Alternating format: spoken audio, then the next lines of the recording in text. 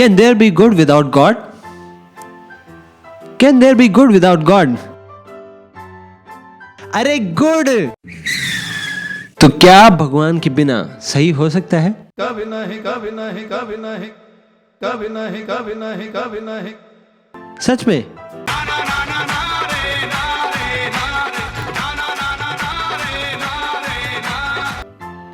हो सकता है? नहीं ये हो नहीं सकता।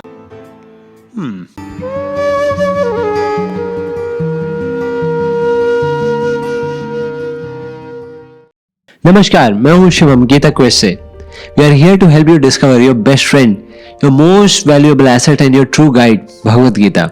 और आज हम चर्चा कर रहे हैं इस विषय पर कि क्या भगवान के बिना इस दुनिया में अच्छाई हो सकती है। तो सबसे पहले हम चर्चा कर रहे हैं कि असलियत में नास्तिक किसको बोला गया है। Who is an atheist? क्योंकि अक्सर ऐसे प्रश्नों पर वो लोग बुरा मान जाएंगे जो लोग एथीस्ट नहीं हैं वो भी। तो हमें समझना पड़ेगा भगवत गीता के अनुसार एक एथीस्ट और एक एग्नोस्टिक, ये दो भारी भारी टर्म है जो कि ट्रेंडिंग टॉपिक्स में इंटरनेट पर काफ़ी आती है, उसके बीच में भेद करता है। भगवत गीता के अनुसार अगर कोई व्यक्ति इस बात पर क्लियर नहीं है कि भगवान है या नहीं है, ये हमारे शास्त्र सही है या नहीं है, उस व्यक्ति को नास्तिक नहीं बोला गया है। भगवत गीता के अनुसार ऐसे लोगों को जिज्ञासु के कैटेगरी में डाला गया है। ऐसे लोग जो और ज्यादा जानना चाहते हैं और ज्यादा समझना चाहते हैं और अभी तक किसी कंक्लूजन पर नहीं आ पाए। तो गीता के अनुसार अगर कोई व्यक्ति डाउट्स में है तो उसमें कोई भी प्रॉब्लम नहीं है। तो अक्सर जो लोग ऐसे बहुत फैशनेबली बोलते हैं I am N atheist, usually वो लोग बहुत क्लियर नहीं होते कि थीज्म एक्चुअली में है क्या और क्या है हमारे स्क्रिप्चर्स और उनकी लॉजिकल और साइंटिफिक बेसिस क्या है, और इस वजह से वो बस अपने आप को एग्नोस्टिक्स या एथीस्ट बोल देते हैं। पर अक्सर लोग एथीस्ट नहीं होते, वो बोलते हैं अपने आप को। पर एथीस्ट की डेफिनेशन स्पेशली दो तरीके से हम देखें भगवत गीता में तो वो दी गई है इस रूप से। भगवत गीता 16वें अध्याय में 8वें श्लोक में बता रहा है एथीस्ट की डेफिनेशन, असत्यम अप्रतिष्ठम ते जगद आहुर अनीश्वरम अपरस्पर संभूतम किम अन्यत काम हेतुकम। भगवत गीता बता रही है कि ये ऐसे लोग हैं जो कन्विंस्ड हैं इस चीज को लेकर कि इस यूनिवर्स के पीछे कोई मीनिंग नहीं है, कोई पर्पस नहीं है।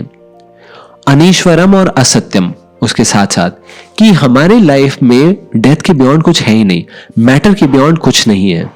तो ये दो प्रमुख कंक्लूजन्स होते हैं जो किसी व्यक्ति को एथीस्ट की तरह क्लासिफाई करते हैं। पहला कि इस दुनिया में कोई मीनिंग ही नहीं है, कोई पर्पस ही नहीं है, और दूसरा कि मैटर के बियॉन्ड कुछ एग्जिस्ट करता ही नहीं है, कर सकता ही नहीं है।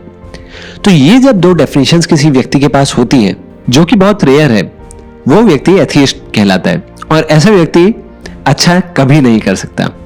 भगवत गीता का अगला ही श्लोक इस चीज को हाईलाइट करता है, एताम दृष्टिमवष्टभ्य नष्टात्मानोल्पबुद्धया प्रभवन्ति उग्र कर्माणा क्षयाय जगतो हिता।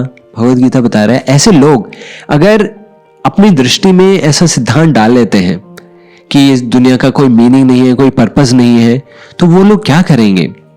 एताम दृष्टिमवष्टभ्य, ऐसा सिद्धांत अपनाने के बाद नष्ट आत्मानो अल्पबुद्धया प्रभवन्ति उग्र कर्माणो, वो उग्र कर्म करेंगे जिनका फल क्या होगा? क्षयाय, इस दुनिया को अहित होगा, जगतो अहिता, और सब लोग परेशान होंगे और वो खुद भी परेशान रहेंगे। इनफैक्ट भगवत गीता का ये संदेश एक पॉपुलर एथीस्ट ने भी बोला था। एल्बर्ट कैमस, एक पॉपुलर एथीस्ट, अपनी बुक मिथ ऑफ सिसाइफस में बोलते हैं, there is only one really serious philosophical question and that is suicide. और ये हम खुद भी देख सकते हैं कि अगर कोई व्यक्ति ये माने कि इस दुनिया का कोई सिद्धांत ही नहीं है, कोई मीनिंग ही नहीं है, और हम किसी पदार्थ से, किसी जड़ वस्तु से जिसमें कोई जान नहीं है, table, chair, phone, smartphone, robot, किसी से भी बेहतर नहीं है, वो व्यक्ति किस प्रकार से दूसरे लोगों के लिए हित कर सकता है?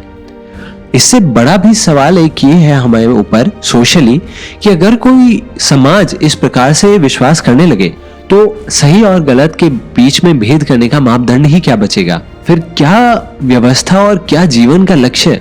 और ऐसा नहीं है एथीज्म इसके बिना पॉसिबल है। एक पॉपुलर एथीस्ट स्टीवन विंगबर्ग बोलते हैं, The more comprehensible the universe becomes, the more it also seems pointless. अगर एथिज्म को हम विश्वास करने लगे तो उतना ही ज्यादा हमें जीवन में मीनिंगलेसनेस दिखेगी, और जितना मीनिंगलेसनेस दिखेगी उतना ही हमारे डिप्रेशन, स्ट्रेस और लाइफ में क्या हम क्यों जिएंगे क्यों। इसी वजह से हमने पहले भी कोट किया था उन एथिस्ट को जो बोल रहे थे कि लाइफ में बस एक ही सीरियस क्वेश्चन है, वो है सुसाइड। इसी वजह से जब हम लाइफ में इतने सारे क्वेश्चंस को आंसर नहीं कर पाते और अल्टीमेटली इस चीज पर कंक्लूड करते हैं कि लाइफ में किसी चीज का कोई मीनिंग ही नहीं है, अपने आप डिप्रेशन हमें घेरने लगता है। तो एथिज्म से सिर्फ और सिर्फ हमारे जीवन में डिप्रेशन, नेगेटिविटी और हमारे समाज में फाइट्स और वायलेंस आता है। इनफैक्ट हमारे जितने भी वॉर्स हुए हैं हिस्ट्री में, 1700 के करीब जो वॉर्स डॉक्यूमेंटेड स्टडी किए गए हैं, उनमें से सिर्फ 100 वॉर्स रिलीजन के बेसिस पे हुए थे। आप लोगों को सरप्राइज लगेगा कि रिलीजन को तो इतना ज़्यादा ब्लेम दिया जाता है लड़ाई झगड़े के लिए, पर सिर्फ 100 वॉर्स उसको एक्लेम्ड है। पर एथिज्म की वजह से 10 करोड़ के करीब लोग सिर्फ रशिया और चाइना के अंदर ही मर चुके हैं। इनफैक्ट आप में से कई लोग ये देखकर सरप्राइज भी होंगे कि जो एथिस्ट हैं वो इस टाइप के क्लेम्स देते हैं। रिचर्ड डॉकिंस बोलते हैं, it is fashionable to wax apocalyptic about the threat to human posed by AIDS virus, mad cow disease and many others. और हो सकता है अगर अभी के टाइम पे उन्होंने कोड दी होती तो कोविड भी। But I think a case can be made that faith is one of the world's greatest evil. तो आप देख सकते हैं किस डिग्री के क्लेम्स, एलिगेशंस लगाए जा रहे हैं रिलीजन पर, गॉड पर, स्पिरिचुअलिटी पर, कि एक एथिस्ट बोल रहे हैं कि this is one of the world's greatest evil.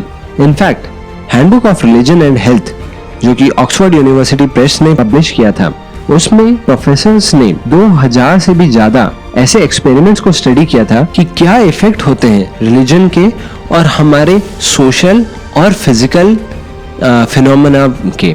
और उन्होंने स्टडी किया था कि रिलीजन और स्पिरिचुअल प्रैक्टिसेस की वजह से हमारे बॉडी पर, हमारे सोसाइटी में सारे पॉजिटिव इफेक्ट्स होते हैं, जिनको उन्होंने डॉक्यूमेंट किया था मेडिकली भी और सोशली भी। तो भगवत गीता इस चीज पर एकदम क्लियर है कि बिना भगवान के, बिना शास्त्रों को एक्सेप्ट किए अपने लाइफ में, बिना चेतना को एक्सेप्ट किए अपनी लाइफ में, हमारी सोसाइटी में, हमारे खुद के जीवन में असलियत में अच्छाई नहीं हो सकती। इसी को जानते हुए मैं आप सबको वेलकम करूंगा हमारे गीता कोर्स पर आने के लिए, जिसका लिंक हमारे डिस्क्रिप्शन में है, और हमारे चैनल को सब्सक्राइब करने के लिए आप सबका बहुत बहुत धन्यवाद।